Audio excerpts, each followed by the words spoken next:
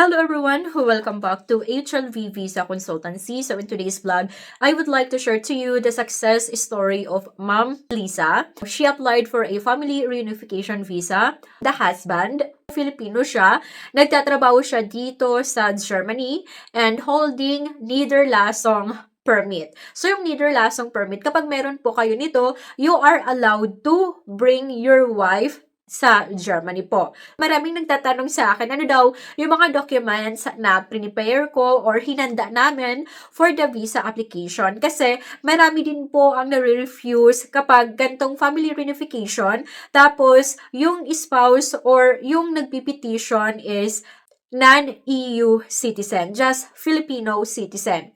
So, marami din po ang akala nila madali lang kasi may trabaho na yung asawa nila sa Germany, pero hindi po ganyan kadali. So, mga nagtanong na sa akin, siguro mga 5 na, what are the documents? Because recently, they got refused. This is my list of the documents. So, personalized po ito ginagawa for the client. Then, yung mga documents na hinanda ko for Ma'am Elisa. So, the first one na dapat ninyong gagawin is to check your PSA birth certificate, marriage certificate, and CENOMAR. If all the names, details, spelling of your names are correct. Because just one misspelled word o kaya naman hindi nagtugma yung middle name ng parents mo sa middle name mo, mali yung birthday mo, kahit isang number pa yan, the embassy will refuse your application. And this happened with one of my clients na pinapaayos muna sa kanya yung mga error sa kanyang birth certificate before the embassy will accept the application kasi sayang naman, mani-refuse lang. So, first, kailangan daw muna ayusin, okay? Second one, and mandatory for Filipino spouse in the Philippines na mag-aral po at ipasa ang German A1 language examination. For A1 examination, you need at least 60 out of 100 points to pass.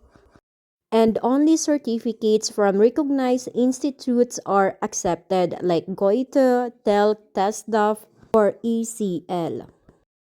Embassy appointment confirmation. So, mga 3 months before your planned travel date, dapat nag-check ka na ng visa appointment sa German Embassy website. Kaya minsan, limited yung slot na binibigay nila.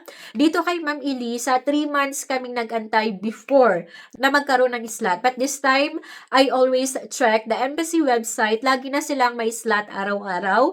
And I hope sana continuous yung ganito. 3 months before your planned travel date, reserve your slot. But make sure na lahat ng documents mo before the appointment date na i-book po ninyo or na i-reserve po ninyo, talagang makakapunta po kayo or you have your documents completed. Yung original passport should have at least 6 months before mag-expired po ito. And to print out of your application form. So, online din po ito nagagawa. Pupunta lang kayo sa website ng embassy. So, I will show to you. May mga instruction naman sa website kung saan kayo pwedeng mag-fill up ng visa application form. 3 current passport picture. So, pwedeng pag pumunta kayo ng photo studio, sasabihin nyo lang for visa application to Germany. Alam na po yan ng mga nagpipicture doon, what kind of photo yung gagawin nila, the visa fee. So, the visa fee is around 6,200 pesos. Depende po ito sa palitan ng peso to euro. And yung visa fee po, hindi ito free. Kasi Filipino yung spouse, no? Kapag Filipino, hindi siya EU citizen, ayan, hindi waive yung visa fee. So, si Ma'am Elisa, may binayaran pa siyang gantong visa fee na around 6,200 pesos sa German Embassy. A photocopy of passport data page. So, always check kung may perma po yung passport ninyo, lalo na kapag bago pa yung passport, no? Bagong-bago pa talaga. Ayan, nakakalimutan permahan ng applicant. The legalized birth certificate. Yung legalized birth certificate, Iba po ito sa apostilled birth certificate. So, this is also common mistake ng mga nag-a-apply ng family reunification visa na when we say apostilled, akala nila legalized na kasi galing siyang DFA, which is wrong po. So, apostilled doesn't mean legalized na siya for German visa application. So, paano ba malilegalize yung inyong mga PSA certificates? Kasi kasama dito yung birth certificate, marriage certificate, and your CENOMAR. Itong tatlo na to, dapat apostilled siya and legalized.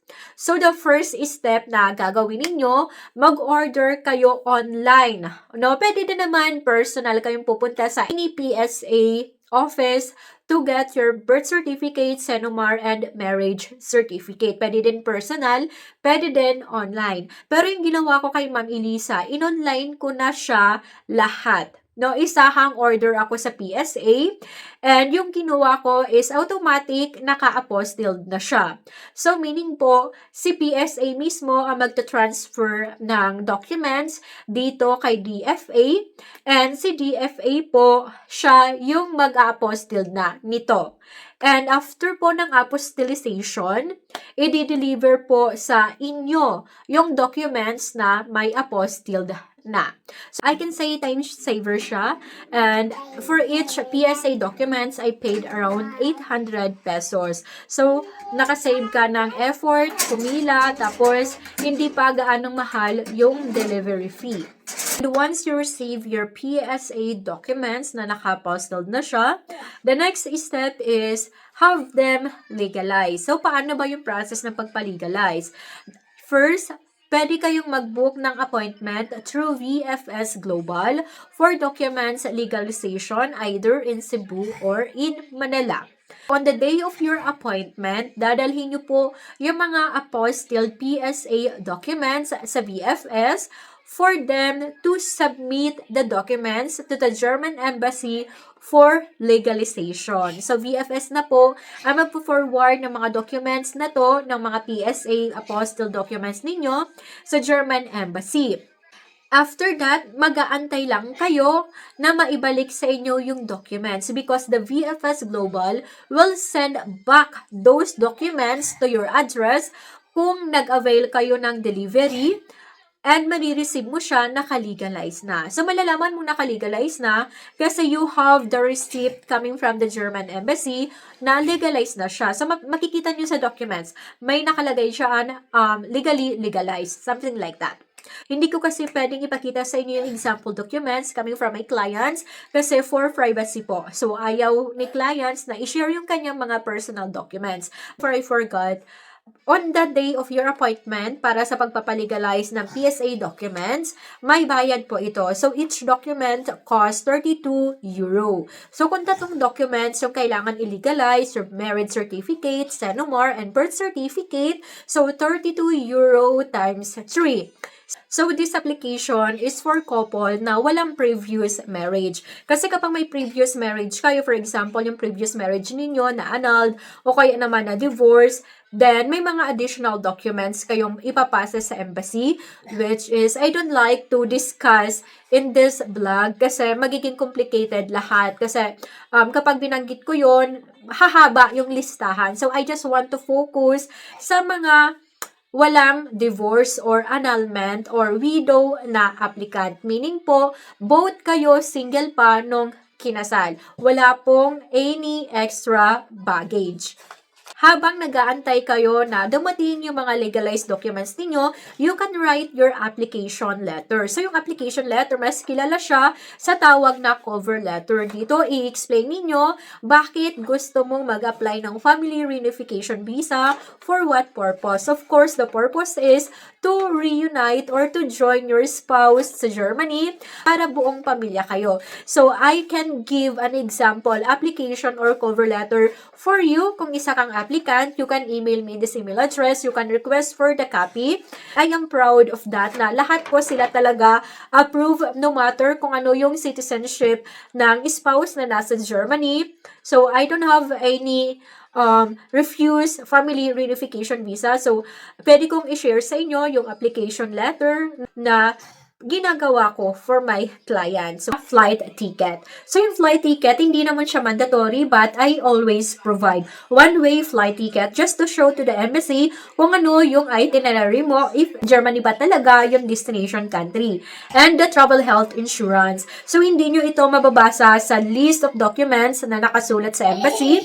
But, if you are going through to the online application, may tanong po dyan if the visa applicant ay may insurance po. So, if you say yes, then you need to prove it na talagang may insurance ka. That's why, for my clients, I always book Care Concept Care Visa Protect Policy for Family Reunification Visa for 90 days.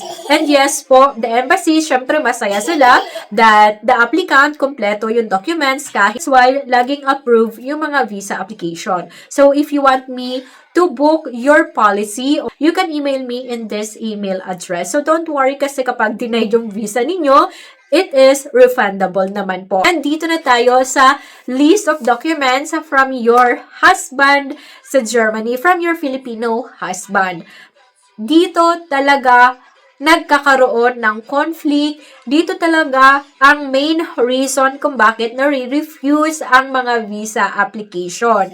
Kapag hindi approve or hindi po nakapasa sa Ausländerbehörde na tinatawag yung qualification ng mga asawa po ninyo in terms of financially, ganyan, marirefuse po kayo. So, before you apply for family reunification visa, dapat nagpapacheck po muna si husband sa Germany, si Filipino husband sa Germany, if pasok yung qualification niya. For example, yung sahod niya, tapos yung kanyang bahay sa Germany, apartment, kung talagang pasok ba sa requirements ng embassy. So, by the way, let's move on. So you need to have the copy of your petitioner passport, yung bio page po. Then, yung kanyang residence permit. So, dapat back-to-back yung photocopy po nito and colored siya. And signed invitation letter. So, kahit scan lang siya, tanggap po yan ng embassy. So, kahit hindi sa'yo isend yung original na invitation letter, tinatanggap po ng embassy. Invitation letter, syempre, isusulat dyan ng spouse mo. That is the reason behind that. So, mag-reason out lang kayo na gusto nyong bumuo ng pamilya, gusto nyong maranasan, manirahan as a family, kasi yan naman talaga yung sense ng marriage. Dito kay Ma'am Elisa, I mentioned na upon moving dito sa Germany, she will make sure na i-integrate niya yung sarili niya in German culture, mag-further studies siya, so mag-aral siya ng mga German language kasi iba-ibang step yan, no? May A2, B1, C2, and possible Ausbildung. Natutuwa ang embassy kapag nakikita or nababasa nilang ganito kasi this is positive, no? So, hindi ka lang pupunta ng Germany as a housewife, tapos magpapabuntis ka, and then mag-apply ka ng kindergarten or any social help coming from the government. Ayaw po nila yan. So, gusto nila makabasa ng something positive sa application po ninyo. Work contract ng asawa nyo dito sa Germany. So, hihingin to sa kanyang employer. Now, dito naman sa Germany, before magsimula ng trabaho, lagi naman talaga may work contract. So, hindi kayo mahirapan dito. And sa work contract pala, dapat visible, mababasa dito kung ano yung condition ng trabaho ng asawa ninyo sa Germany. So, mababasa dapat kung magkano yung sahod and kung ano yung mga benefits. Payslip po ng asawa ninyo dito sa Germany. So, bank statement, 6 months po ng asawa po ninyo. And apartment agreement. So, you know what? Hindi nyo ito mababasa sa embassy website, yung apartment agreement or yung house title. But you know, this is one reason of refusal. So, kung magbabasa talaga kayo ng detailed list ng family reunification visa, isa sa requirements ng Ausländerbehörde. By the way, guys, magpapasa kayo ng family reunification visa ng mga documents sa German Embassy sa Manila, and then the German Embassy in Manila will forward your application, your documents to the Ausländerbehörde po dito sa Germany, and sila po ang mag-check niyaan. So, ito-check dyan yung financial capacity ng asawa ninyo, yung tirahan ng asawa ninyo. So, if you don't pass the apartment rental agreement, mari-refuse po ang visa ninyo. And tip ko, dito sa rental agreement, dapat malinaw dito kung ilan square meter ang inyo pong apartment sa Germany. Kasi, kapag maliit ang tirahan mo, good for one person lang, refuse ang application. And yung current residence certificate po ng asawa ninyo or tinatawag na Melde Bescheinigung. So, alam niya ng asawa ninyo, guys. So, sabihin nyo lang po sa kanya, I'm sorry no, kung medyo parang pagod ako, but actually, halos 1 month na ako hindi okay. Ayan, pinipilit ko lang talaga mag-vlog for you kasi ayokong wala akong na-upload sa YouTube, but you can hear na medyo galgal yung boses ko. I'm sorry about this, but I hope I feed you up with a lot of information. And this is the visa proof of Ma'am Elisa. I waited na makarating siya sa Germany before I do this video. And by the way, kapag nagpa-assist kayo sa akin ng visa application, right from the beginning of the application till the CFO certificate, I will going to assist you. And hanggang sa makarating kayo dito sa Germany. Guys, thank you so much and see you in my next vlog.